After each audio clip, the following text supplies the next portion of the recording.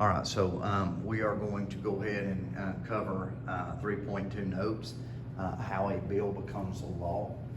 Very important that you take sound notes here, because this is going to help you on your test for Wednesday.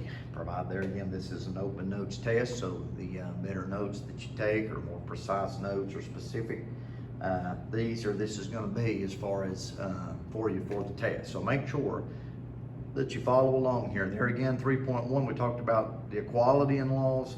Now 3.2 talks about how that laws are created. All right, we're going to go from the idea, in which that is what a bill is, and is an idea. Anybody can come up with that. All right, but how do we get that idea into legal status? Well, this is going to show you the steps on how to do it. So here we go, how a bill becomes law. What I am going to do is send you a link to YouTube, Schoolhouse Rock video. It's extremely old, but yet still very popular as far as the working capacity of how a bill becomes law. Watch that, listen to the jingle. You know, your parents have watched that. Some grandparents may have watched that, so we keep a tradition alive with how a bill becomes law. It is a good way to remember the steps to legal status, so it is beneficial. But watch that, and that might help you as well. So we'll put the link on that, and you can watch that, and that just to help you that much the more. All right, so how does a bill become a law in the U.S. Congress? What I will do after we go over these notes is to transition the phone to the whiteboard and just draw out a little diagram as far as how that unfolds. And that's also just a visual from the board to be able to see, you know, how everything operates. And there again, if you have any questions, you know, just contact me through Google Classroom, or if it's a day you're in class, we'll try to go over it. But there again, here is where the Schoolhouse Rock video would normally take place, but it won't work or pull up. So I'll there again put the link on that. You can watch that, and it just reinforces a little bit of the content. Hopefully that's not too bad of a glare there, but I can see it just a little bit. But anyway, first thing you need to know is, what does the Constitution say about setting up laws? Here goes. The main purpose of Congress, the legislative branch of government, is to create and pass legislation, create and pass laws. How do we go from bills to becoming laws? They're really the branch of government in the federal government that is responsible for this. Next thing we want to look at is the process is intentionally complex and requires all parts to work together. So it is very difficult for a bill to become law, and that's set up for a reason. There again, there's over 25,000 bills sent in during a congressional term, if you will, but only 10% of those bills will ever reach legal status. So it is very complex, and there's a reason behind it. Do we need 25,000 laws in a congressional term? We would have so many laws that we wouldn't know how to be able to keep up with them. So there again, it is very complex, and we weed out what's bad and we enforce, of course, what is good. So the complexity of it works out for the most part in a considerable way. So it is complex, it's for a reason, and it is to keep or limitations on the amount of laws, but also establish laws that, you know, of course, have plausibility or validity, you know, is the only ones that is in operation. So that's the reason behind that. You do need to know this, and this is a little bit difficult for you to see, so I'm just going to move it up just a little bit here. If a bill is passed or introduced, let's say not scrap passed, if a bill is introduced in the House of Representatives, it will read H.R. 1. If it was introduced in the Senate, it would start as S. You will need to know that for the sake of the test. All right? If it's introduced in the House, it would read H.R. 1. If the bill is in the Senate, it would start S, and of course then your number. Introduction of the bill can come from a variety of sources: individual citizens, special interest groups, corporations, President of the United States. Please remember that the President is not the only individual who can come up with a bill. You see here, all right, can come from a variety of sources. You, me, special interest groups like the NRA, they can come up there again with the bill. The bill is nothing more than an idea for the betterment of the country, all right? So just remember that. There is from what you would say the highest of the high in the President of the United States to the lowest of the low, and we might say in a common man. Don't want to put it like that, but just to sort of get an idea, we can come up with that idea. So a variety of sources. Only a member of Congress can officially introduce a bill, whereas you and I have the ability to come up with the idea. It has to be officially introduced by a Congress member. Okay, remember that. Bill can start in either the House or the Senate. Okay, it does not matter. I think the House of Representatives uses a wooden box as far as it's just a customary box and referred to as the hopper, in which they put those bill proposals in. Okay, just remember, the main thing you need to remember for the sake of the test, it can be introduced in either the House or the U.S. Senate. Please remember your number there. If it's introduced in the House of Representatives, it would read H.R. 1 as you see in the illustration to the left. If it's introduced in the Senate, it would start with an S. Then, of course, your number. All right, the bill is assigned into a committee, and this is the most important place for a bill. Okay? In the committee is where you're going to have investigations and study of the bill. So each house has a standing committee that considers their bills.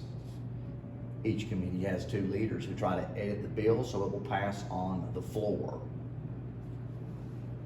Okay, that committee is going to have a chairperson and a ranking member, minority, majority. The committee is the most important place for the bill because there again, a bill can be pigeonholed, all right, basically left aside or ignored.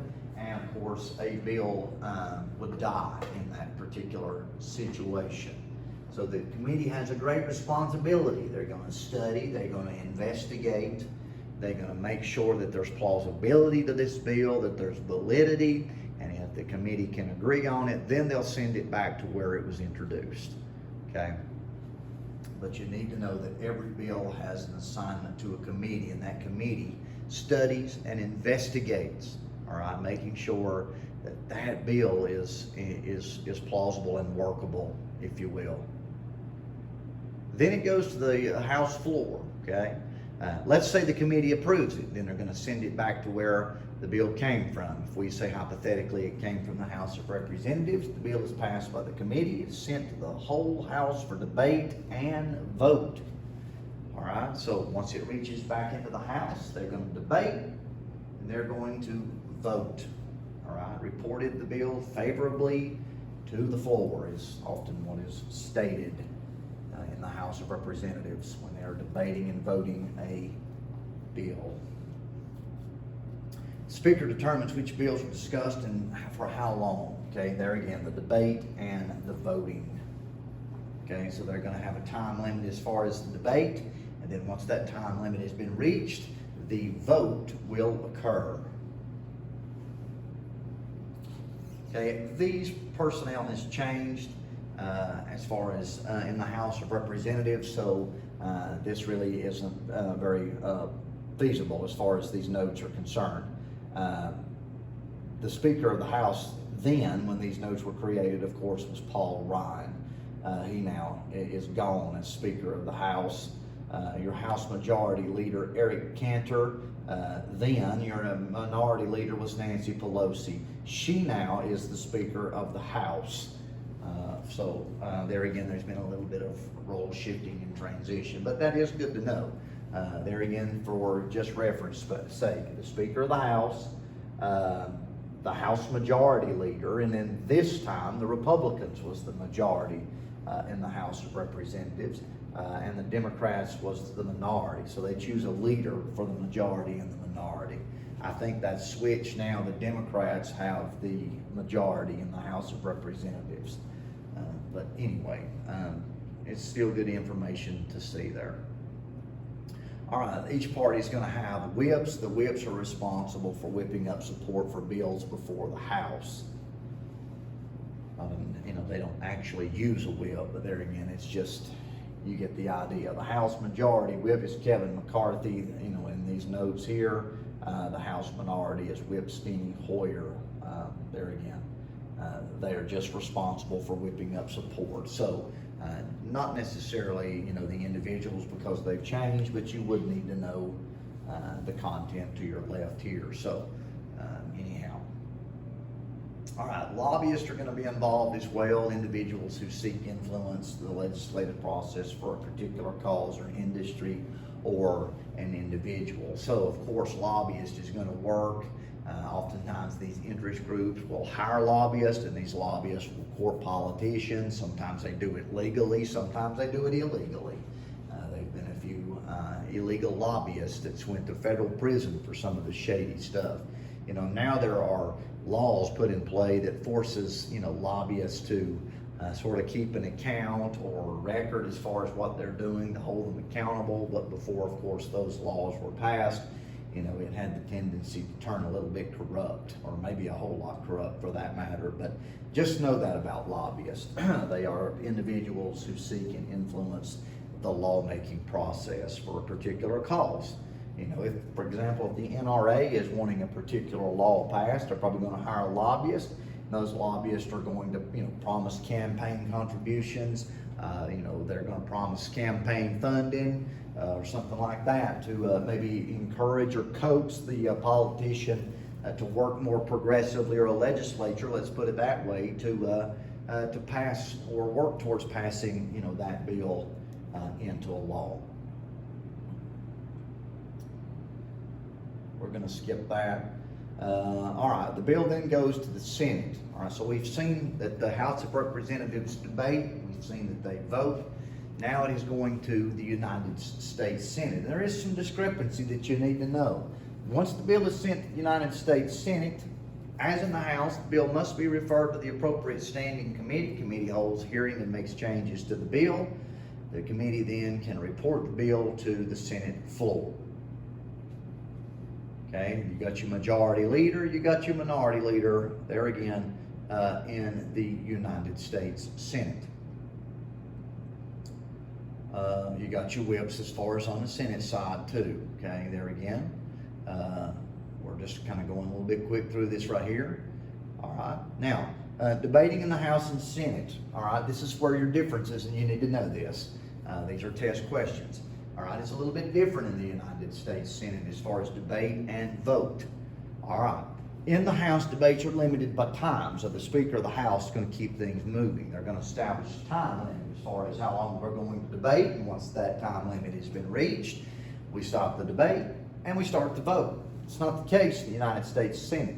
Debate in the Senate is unlimited, meaning that senators can talk and provide rhetoric just as long as they possibly can in order to try to block bills. So filibustering is an endless debate to discourage a vote on a bill.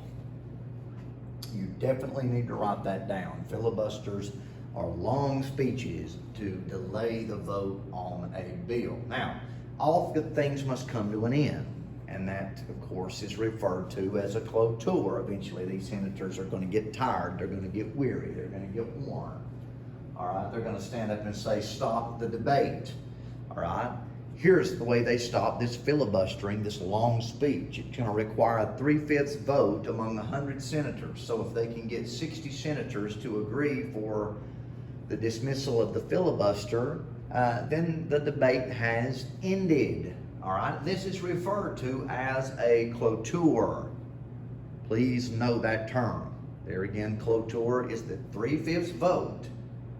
60 senators voting to end the filibuster so that they can, there again, they can end the debate and cast their vote for this bill. Very important that you know that.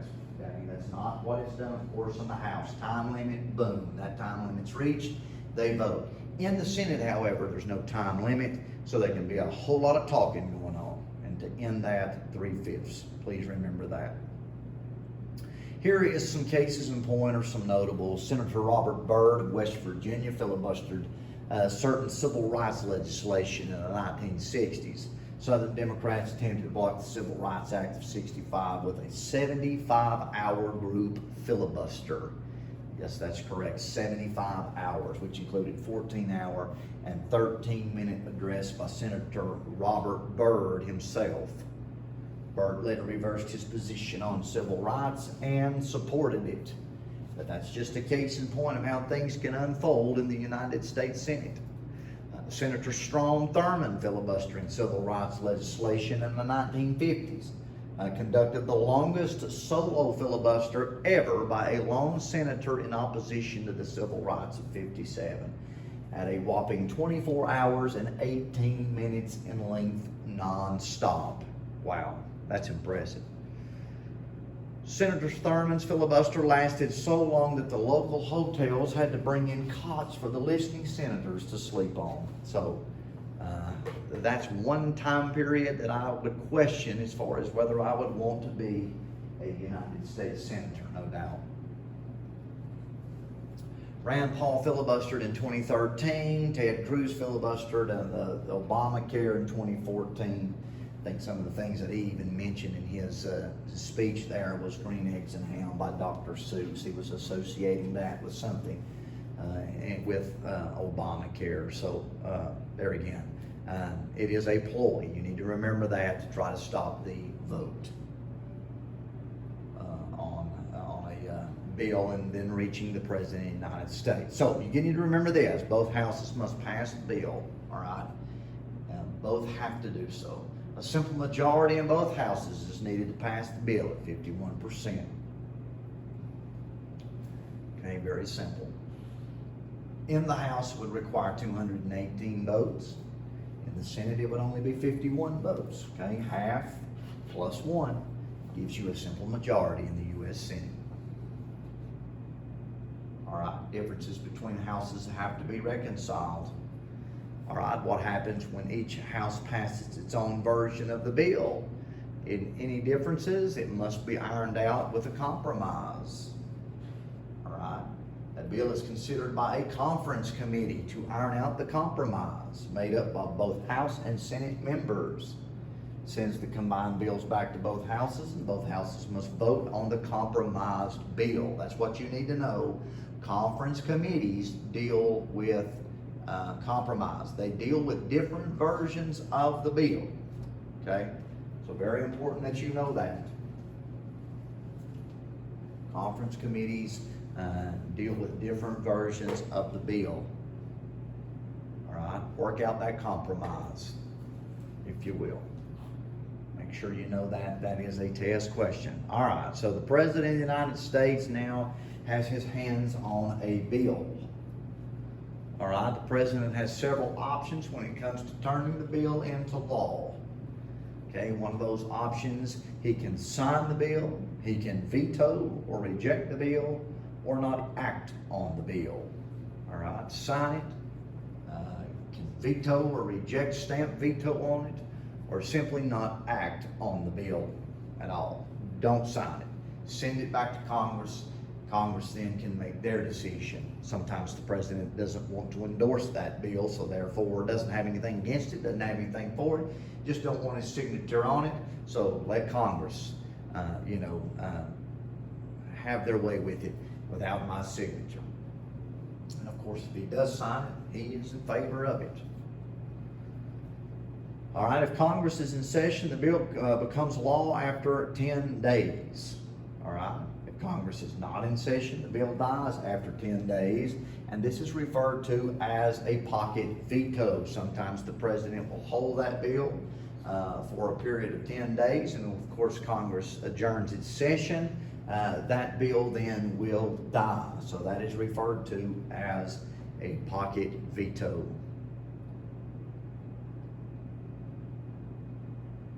All right, so the bill can still become law over the veto. Very important that you know this. All right, it still has a chance. Not much of a chance, but it still has a chance. Okay?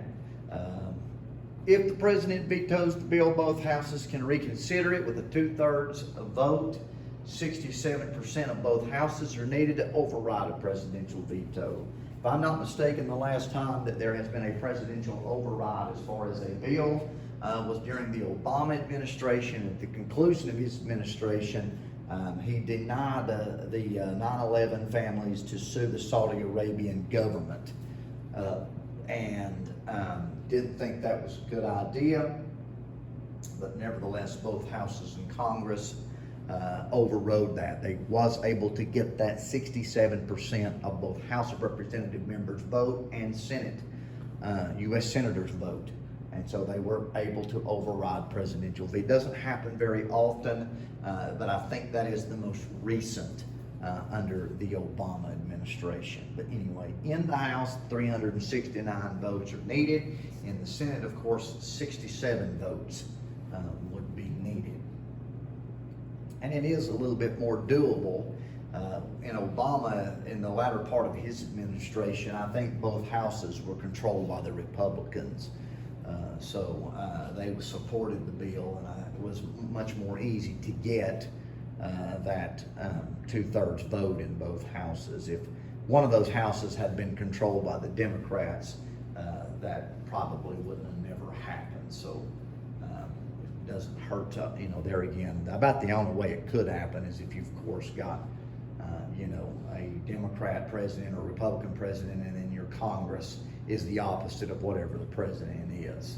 But anyway, majority. All right, so that basically goes over the notes here as far as the explanation of how a bill becomes law. Now, what I'm going to do is just go over here to the smart board over here and try to walk you through as far as I'm going to walk you through the steps of that just one more time here and just to sort of give you a visual. I'll try my best to go very, very quick here. All right, so remember, a bill is nothing more than an idea, okay?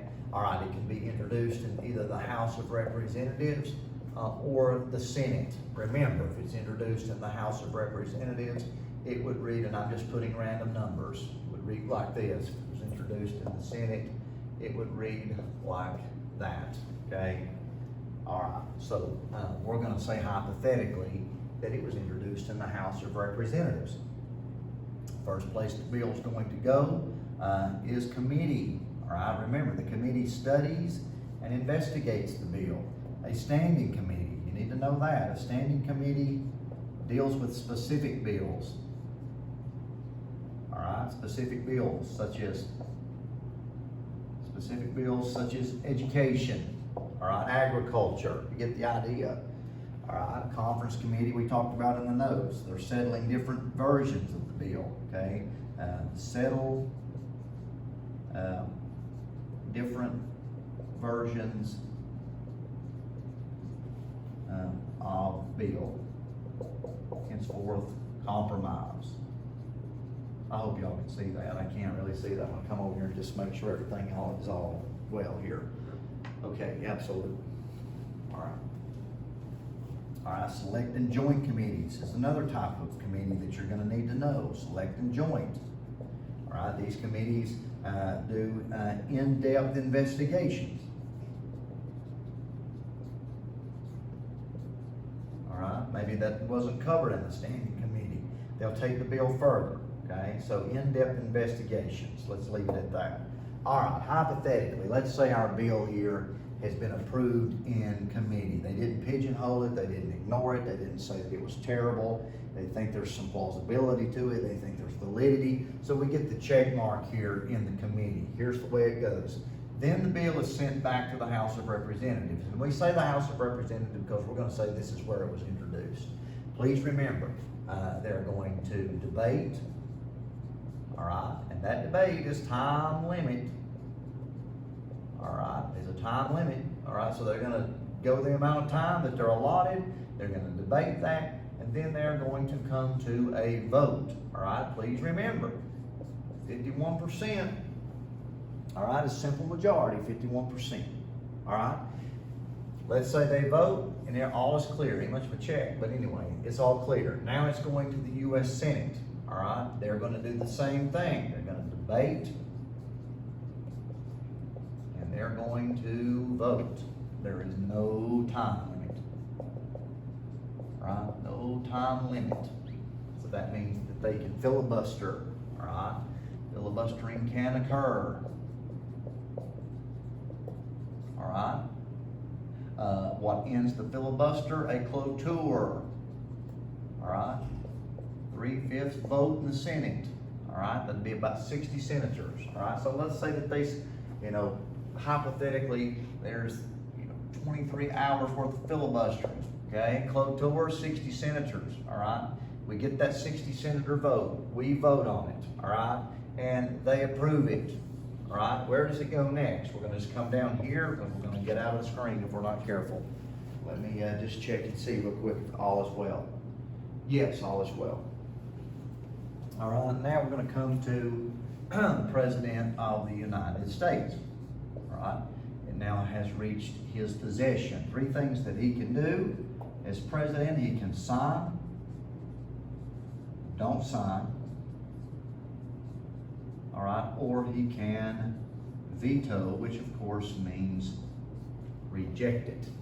Okay, that's the 3 working possibilities. Okay, pocket veto you could factor in, but on the test, sign, don't sign, veto. That's what you need. Okay. All right, the next thing we're going to come to is there again a hypothetical situation as far as, what if the president, let's say he vetoes it. Okay. There is a possibility that this bill can still reach legal status. All right. The only way that that's going to happen there again is a 2/3 vote. Vote in both houses. All right. Let's say we get that magic number, then the bill is now law. All right, so that's just kind of a visual there that might help you out just a little bit. If you know that on your test, or you take the initiative and write this graphic organizer down to help you out a whole lot. So take that, run with that, get that down on a piece of paper, and that will help you that much the more along with these notes. All right, have a great day and score well on this test.